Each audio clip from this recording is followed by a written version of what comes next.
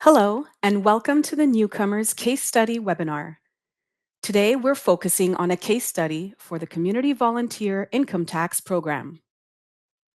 The webinar will show volunteers how to file a tax return for a newcomer with a work permit and a spouse living abroad. If you want to follow along, you can find this case study and others in the CVITP Learning Guide at canada.ca/CVITP-learning-guide.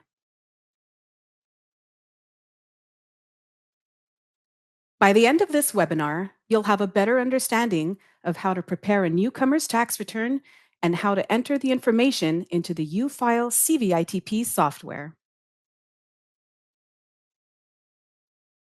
Before we begin, here are some key points to consider when preparing tax returns for newcomers who may have a spouse living abroad.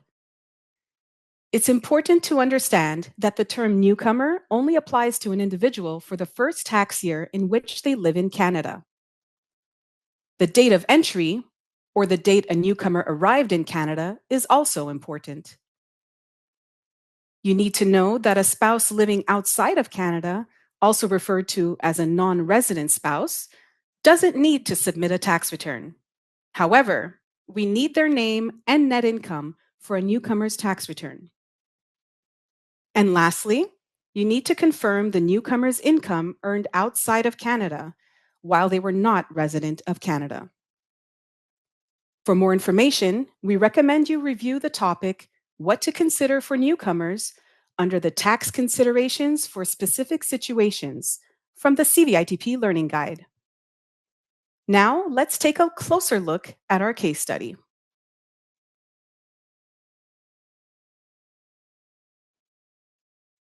The identification information includes the newcomer's name, Mr. Martin Dubois, his identification number, which in this case is a social insurance number, his address, date of birth, and marital status.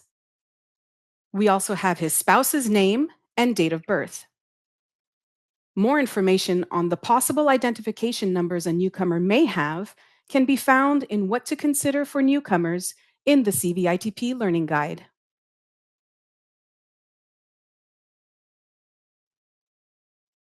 Here's the situation. Mr. Martin Dubois immigrated to Canada from France on February 1st, 2023. He's not a Canadian citizen, but has a valid work permit.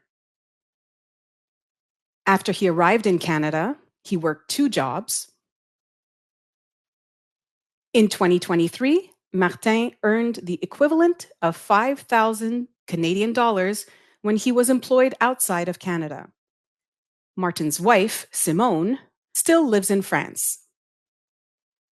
Simone's net income in 2023 was equivalent to 2,800 Canadian dollars, which she earned as a grocery store employee in France. Martin and Simone do not own foreign property.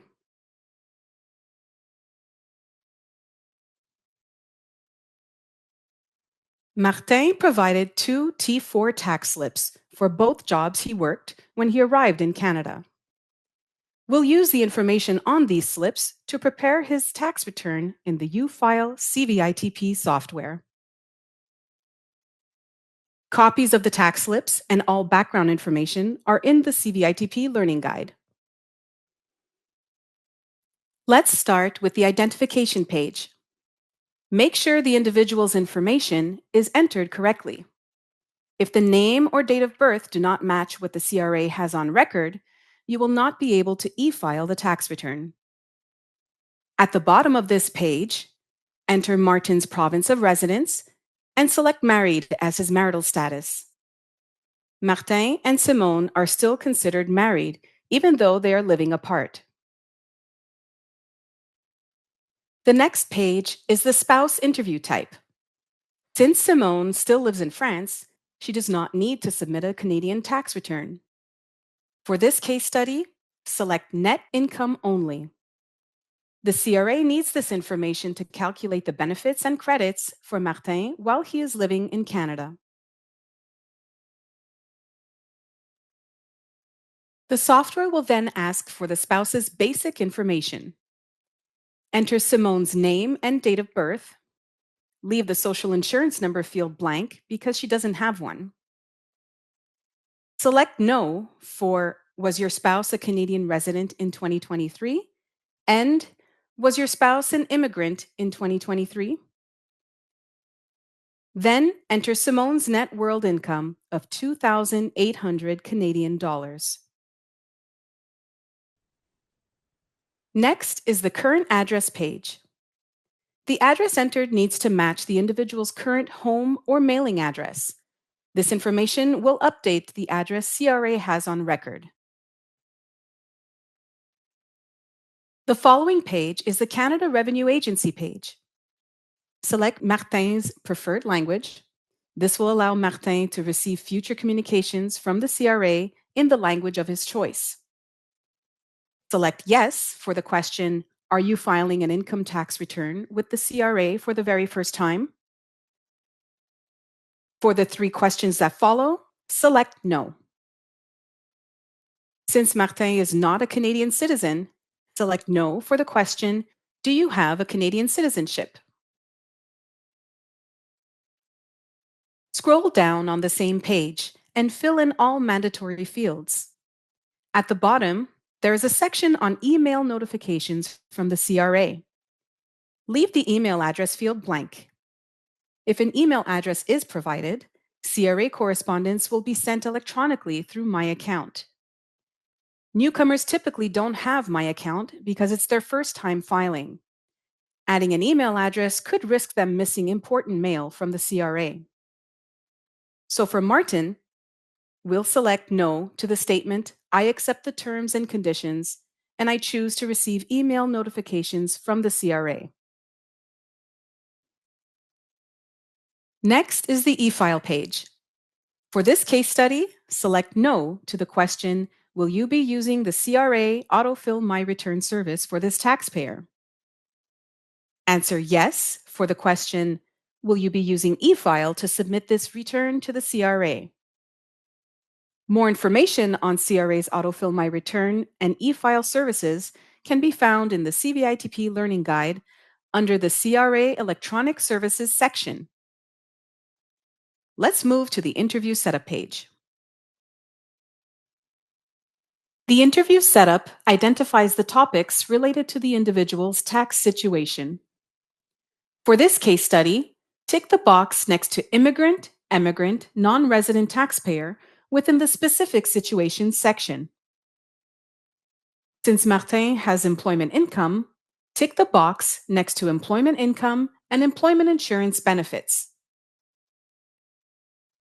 None of the other pre-selected boxes apply to this case. Untick pre-selected topics on the interview page that you don't need to make it easier to navigate the software. The next page is the immigrant, emigrant, or non-resident page. Click the plus sign next to the statement, you immigrated to Canada in 2023, to generate the Immigration to Canada page. This is where you enter Martin's date of entry as February 1st, 2023. Leave the field blank for your net income while you were living in Canada with your spouse, since Martin hasn't lived with Simone in Canada.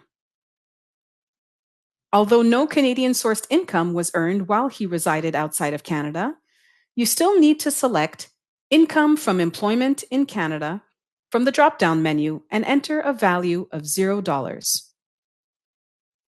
Enter the name of country, France, under the section Canadian Source Part 13 Income plus Foreign-sourced income earned while you were not a resident of Canada.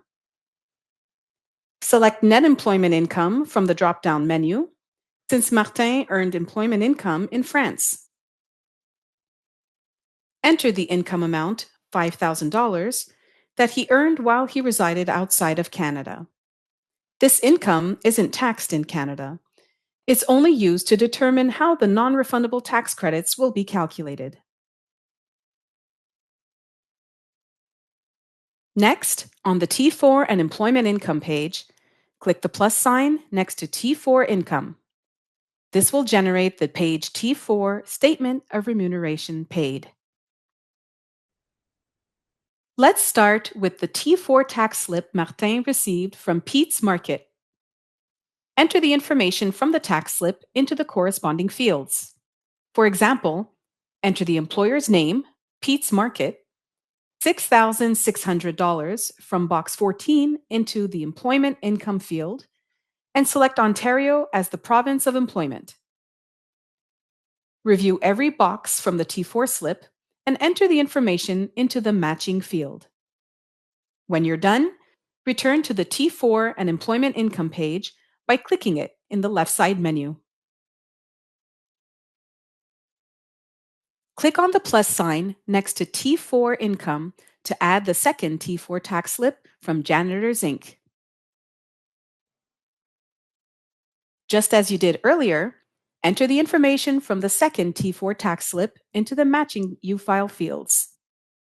This concludes Martin's interview.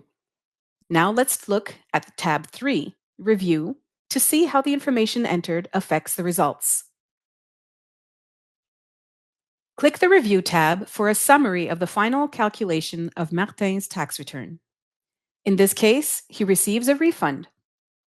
You should also read the messages at the bottom of the screen where any errors, warnings, or tips are displayed. Now let's click tab 4, Tax Return. Here, you can view a detailed summary of Martin's tax return, as well as the schedules and forms that the software completed with the information you provided during the interview. Click the Tax Return Summary in the left side menu.